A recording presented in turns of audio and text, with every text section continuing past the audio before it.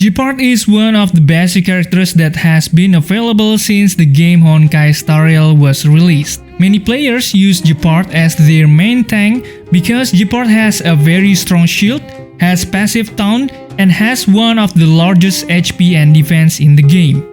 Even though it's not used in all conditions, you can use Gepard when clearing the endgame content such as Storm Disaster or Memory of Chaos because the enemy is so hurt. In this video, we will talk about Gepard build as a main tanker to protect your team from death, starting from traces, Lightcones, team compositions, and also the pros and cons of using these characters. Let's begin.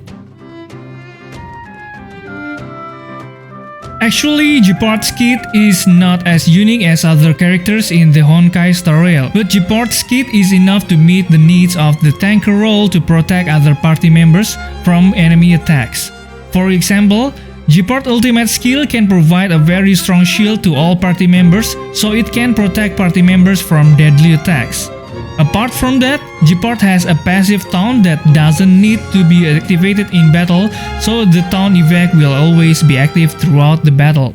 First, his basic attack, which called Fist of Conviction. This deals ice damage equal to 50 until 110% of Gepard's attack to a single enemy. Next is Daunting Smite, the skill attack. He can deal ice damage equal to 100% until 220% of Gepard's attack to single enemy, with a 65% base chance to freeze the enemy for one turn. While frozen, the enemy cannot take action and will take additional ice damage equal to 30 until 66% of Gepard's attack at the beginning of each turn.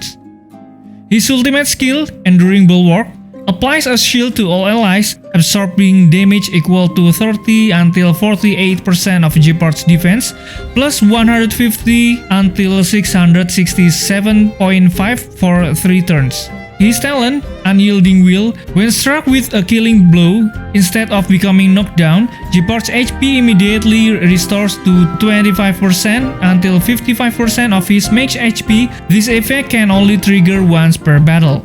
And his technique, Camaraderie. After Gepard uses his technique, when the next battle begins, a shield will be applied to all allies, absorbing damage equal to 24% of Gepard's defense, plus 150 for 2 turns.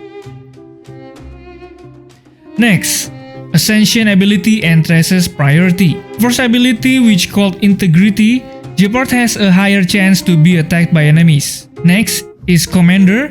When Unyielding Will is triggered, Gepard energy will be restored to 100%. And last thing, Fighting Spirits. Gepard's attack increases by 35% of his current defense. This effect will refresh at the start of each turn. If you have seen the entire kit from Gepard, then it's clear that the priority of Traces must be improved is Traces for ultimate skills.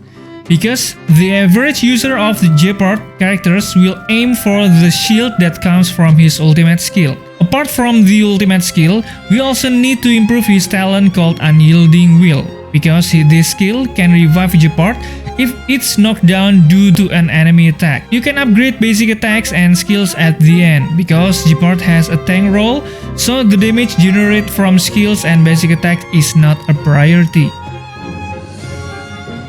Next, Eidolons. Actually, without Eidolons or what could be called Eidolon 0, Gepard can be used well. The addition of Eidolons from Gepard doesn't increase the use of Gepard significantly, because the standard kit owned by Gepard can also protect the party very well. On Eidolons 1, when Gepard uses a skill, it will increase the base chance of giving the enemy the freeze debuff by 35%. This will make the probability of the enemy being affected by the freeze debuff to 100%. This is pretty good for Gepard because this skill can CC the enemies, so enemies can take any more turns. For Eidolons 2, after an enemy frozen by skill is unfrozen, their speed is reduced by 20% for 1 turn. This is quite good for slowing down the enemy to get a turn. On Eidolons 4, Gepard can increase the effect resistance of all party members by 20%.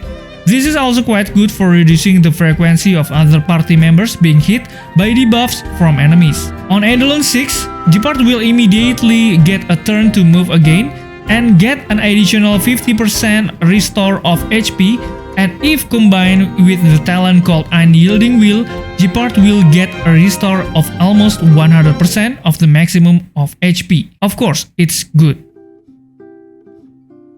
Okay, now we will talk about Relic stat. Because Gepard is a character with a tank role, the main stats and substats you have to look for must be related to the tank role and can support that function. For all relics, I personally recommend you to use a defense percentage, speed, effect hit, effect resistance, because this stat is the set priority for Gepard. For shoes, I recommend you to use main stat of speed. For body, I recommend you to looking for defense. For robe, of course, I will recommend you to use energy regeneration rate, because this stat will give you more chance to use his ultimate skill. And last thing about Sphere, I recommend you to use defense percentage to increase his shield number. Next, relic set and ornament. For relic set, I recommend you using the following set because this set works well with the kits that Gepard has. Full set of Knight of Purity Palace. This set is the most suitable set to be compared to the other sets, because these sets can increase the defense of Gepard has, and it can also increase the damage received from shield provided by the Gepard, so this set is the best set that you should use.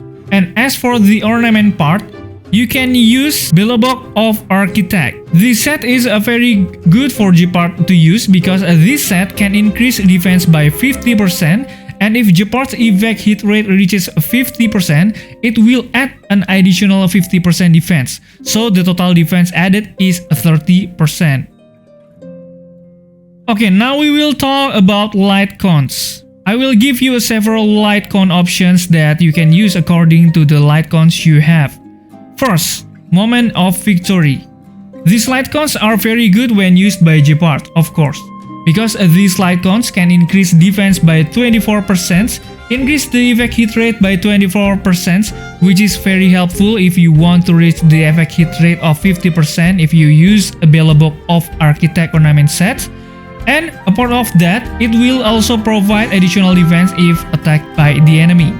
The second option that you can use is Landau's Choice. This Lightcone can increase the chance of being attacked by the enemy, but the damage received will be reduced by 24%. These Lightcones are very good for making enemies continuously attack Gepard, so Gepard quickly use his ultimate skills.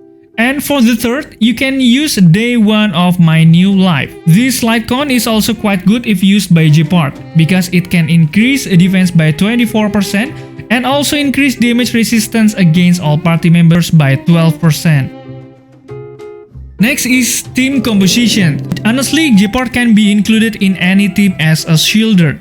He can even be a solo defensive support unit with sufficient defense and energy regeneration rate rope. For example, Gepard can be combined with 2 DPS or supports and also 1 healer.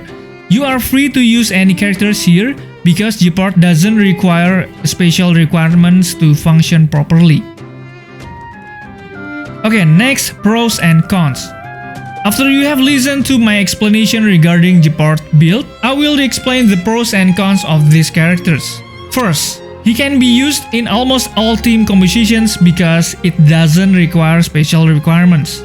Second, the shield given by his ultimate skill is very strong, enough to last for 3 turns. He also have passive taunt in his trace, so it doesn't need to be activated in battle. Last thing, the CC freeze produced by the skill is quite annoying for the enemies because the CC rate is very high, especially if you can get Eidolons 1, it's very helpful. And for the cons, the shield produced by Gepard only comes from ultimate skill. He doesn't have any buffs that can be given to other party member other than the shield that comes from ultimate skills. Also, he doesn't have AoE skills, so it's quite annoying. Okay guys, so maybe that's a complete guide for Gepard. I hope this video can help you. Stay safe, stay healthy, and see you in the next video.